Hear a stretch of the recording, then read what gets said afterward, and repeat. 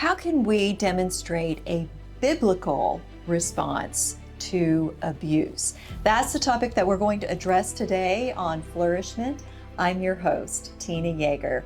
Today, I am privileged to have a wonderful person on a much needed topic today. Her name is Stacey Womack. She is the founder and executive director of ARMS, which is the Abuse Recovery Ministry Services. In her 26 years of working with people, with abuse recovery victims, with churches on the topic of domestic violence and abuse recovery, she was able to develop a brand new book, which is called On the Front Lines of Abuse, Strategies for the Faith Community. Welcome, Stacey. I'm so glad that you're here to address this topic so that churches, church leaders, and community members and believers know how they can respond to abuse in the community around them.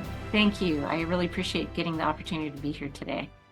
Stacey, I really want to get into some more practical steps for someone who may have identified that they're being gaslighted, that they're being blamed for everything, that they're being isolated, that they're being controlled in their relationship.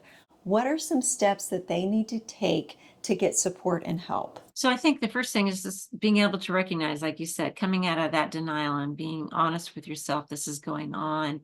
Most of the time, women want to go to their pastors, church leaders, just have them go fix him, but you can't fix the other person. They have to choose to do that work themselves. So for her, I would say it's great that there's books out there, but I think that being in a group with other women who've experienced the same thing is going to be really helpful in hearing just God's heart around this issue, that I don't think that God sees this as an adult issue, but as a child abuse issue. That, if our children were beaten, harassed, abused, and they came home, we wouldn't sit in our chairs and say, go back, my child, and pray harder and win them over by your quiet and gentle spirit. We would go down to the school and find out what are they going to do to stop this. And if it doesn't stop, we wouldn't think twice to remove our child from that situation. So I think these women need to understand that God loves them more than they love their own children.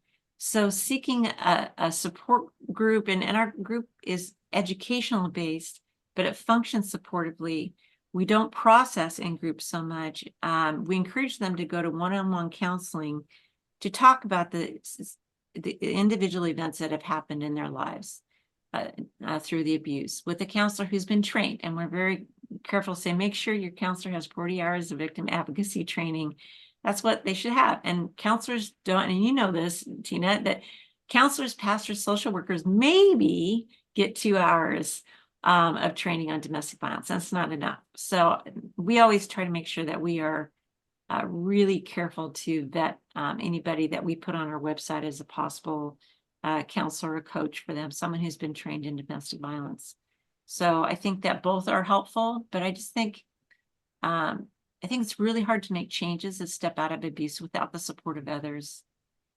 And studies show that if victims can get at least 12 hours of victim advocacy, they generally don't go back to their abuser. But I still have to say this, women don't leave their abusers because they don't love them, but because the abuse is killing them. And really, they just want him to change. They don't want the relationship to end. That's why it's so hard to start a group like this, because it means that you might have to make some choices that might bring that relationship to an end if he's unwilling to get the help he needs. There's a lot of brainwashing that happens in that domestic violence relationship where the victim, or eventually we hope is a survivor, if you want to use that language, eventually, but at the time that they're in the middle of active abuse, they do have that role as being a victim, but they're told that they are the person at fault. They're told that they're crazy. They're told that they can't be loved by anyone else, that they have no value. And all of this is gradually stripped away in a way that is so gradual that they don't even feel it coming. It's over a number of years, isn't it? Yeah, obviously, if somebody went out on a date with someone the first night and they were abusive to them, they wouldn't go out with them again, right? And these men have some really charming characteristics about them. So it is gradual. And the women talk a lot about the Jekyll Hyde. Sometimes he's just absolutely wonderful, and other times he's like horrible and scary. And so they hang on to those those really wonderful times. And when he's saying he's sorry and they want to believe him, and so they do take him back. That's part of the cycle of abuse. I always tell women that an apology never lowers the risk of reoffense, Yes. and that they go into what we call rationalization right after that. And then they start telling the victim why it wasn't their fault, that if she just wouldn't have done this, he wouldn't have done that, or he'd had a bad day, or it's the alcohol, or whatever excuse he's using. And when he does that, he no longer has any reason to change because it wasn't his fault. So the cycle continues because he stops at that point. So, since we teach that in our programs as well, anybody who's grown up in it or anybody who's living in it could write their abuser's cycle of abuse, whether it's their mother or their father or whoever it is in their lives. They could write that cycle because it's so consistent. And it's important for a victim to realize that there may have been something that made them vulnerable to this, and the predator saw that and they attacked them. So it's still not the fault of the victim that the predator attacked, even if it's the fact that you had an upbringing that made you unable to recognize the red flags of someone who is too good to be true. And often these abusers are too good to be true, especially at first, but also in between. They have those, like you said, those intermittent moments where they come in and they're Prince Charming, but it is to the end of trying to isolate that victim and making sure that they get full control back, right? Yes, I mean, again, part of the cycle, because in the abuse, they're doing harsh, mean, cruel behaviors. And in the guilt part of the cycle, they're being loving, gracious, and kind and winning her back.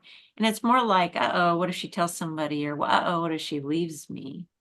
And a lot of women, because of that breakdown, psychological breakdown, they begin to wonder, well, maybe I am the crazy one. Maybe I am the abusive one. And it does happen over a period of time, till they lose their sense of identity. And so while they're with us in our program, we're helping them to regain that identity in Christ, that the way God sees them as opposed to the way their abuser has seen them. And so, like you said, it's, somebody's been raised in it, they might be more likely not to recognize it as easily. And I don't think they necessarily attract abusers, but it makes them vulnerable to relationships that are like that. In fact, I talk about this. I've had many women who grew up in abusive homes who said, Stacey, I had one healthy boyfriend, but it felt so odd to me, or boring. Those are the two things we were told, that they broke up with them. So, it's like sometimes just, you know, getting comfortable with what healthy and normal should actually look like. So we want to teach them what healthy relationships are about. What does God mean when he talks about love? How is that lived out? You should feel the safest with the person that you're married to. It should be your safest place, because the Bible says there's no fear in love. My husband is my safest place. You should not have any fear in going home to your husband, or fearing that when he's walking in the door, what kind of mood is he going to be in tonight? And there's a post-traumatic stress piece of that as well, because they want to be on hyper alert in order to know that they're going to be ready when the next thing happens. So if there's no trauma, they don't know what to do with that. They're worried that they can't recognize when this next thing is going to happen. Being safe doesn't feel safe, in other words. Yeah, I had one woman who was horribly abused in her first relationship, started dating a really healthy guy. He left, she followed him. She refused to leave his home. She kept knocking on the door. He kept telling her, I'm going to call the police. He finally did. He didn't want to. Police gave her 3 opportunities to walk away, and she wouldn't do it. So they arrested her, and she ended up coming to our group. But she needed it. She was one of those people who was like, yeah, I'm thinking about breaking up with him, because she was making progress in the program. And so she was in our secondary aggressives program for women, and I asked her why, and we talked about that, and they were able to work through it, and they're married and have a child together now and are doing great. So again, if all you've known in life is that trauma and drama, sometimes it's hard to know how to even do life without that piece of it. It doesn't feel normal. It feels awkward. Yeah. Yes. And so she felt like she had to make a fight so that she could make sure she was loved, so they could have that makeup time afterwards. And then you know what direction the problem's coming from if you instigate it. You don't Yeah. have to worry when it's coming. You've made it Yeah. happen. Right. So Absolutely. Sometimes it's safer to do that. that's what it Especially- feels like. Yeah. Well, especially if they have children and their children don't get home till a half hour after he comes home. We have women who are in very violent situations who actually instigate an argument to get the physical violence over with before the kids get home to try to save them. But the kids see the outcome and they feel the climate of the house. And so it is impactful to the children, very much so. Let's talk about what effect this has on children, even if they're not the ones getting the direct hit of the physical or emotional violence. How does this impact children long term and short term? So I think that people don't realize this, that studies show that the younger the child, the more impactful it is because our brains are developing. And so they've done studies on this, and that most of the time the parents say that the kids weren't in the room, they didn't hear it, they weren't, but they were exposed to it. So they end up having things like PTSD and nightmares, and they feel guilty for the abuse. They might go back to babyish behaviors. They might have problems in school, and they're more likely to drop out and run away from home, and they're more likely to get involved in trafficking and misuse drugs and alcohol and get involved in criminal behavior. I feel like the vast majority of our social issues are born out of domestic violence in the home. So in order to help this, if even just one parent gets help and becomes healthy, they can model what healthy looks like, and they can model what coming out of dysfunction into a healthy place looks like, and their children can learn from this. So it's a huge impact. And children who witness abuse, as opposed to those who directly experience abuse, have the exact same effects. That's why in most states, abuse in front of a child is a felony. And the only difference is that children that witness abuse that aren't the direct victims have higher rates of mental health issues, because it's a very powerless place to be watching your loved one being harmed and you can't do anything about it. And that's the definition of post-traumatic stress, is not just directly being at risk yourself, but also watching someone be at risk of harm, either emotionally or physically. That is enough to create a post-traumatic stress disorder. And our children, and I love that you're bringing up the good news, are resilient as much as they are vulnerable. So the good news is we do have an opportunity to help our kids heal and grow and stop this cycle for their generation and the ones past them. What can we do as a faith community to start that process of healing and a new start? I think that the faith community first needs to get educated around this issue, because you can't talk about it if you don't really know what you're talking about. And then I think they need to create safety. I feel like pastors need to actually preach on domestic violence, not just mention it in one little word, one little sentence in their relationship series, but actually do a whole sermon on it, because domestic abuse is really oppression. And so they can speak from it from that perspective, this power over and this oppression. And I tell churches, I said, if you do that and you make it safe, I said, men and women are going to be coming forward, especially women, but you might even have some men come forward and say, I have a problem and I need some help, and where can I get help? So I think that when a victim comes forward and she starts telling you about what she's experiencing, she may not be calling it abuse. You might need to tell her, that sounds like that might be abuse. And she might be upset with that, or it might, but it usually is a catalyst for her to begin her journey to discover what's going on. Or maybe very affirming to her that somebody else recognizes it. So I think that we need to listen and we need to get her help.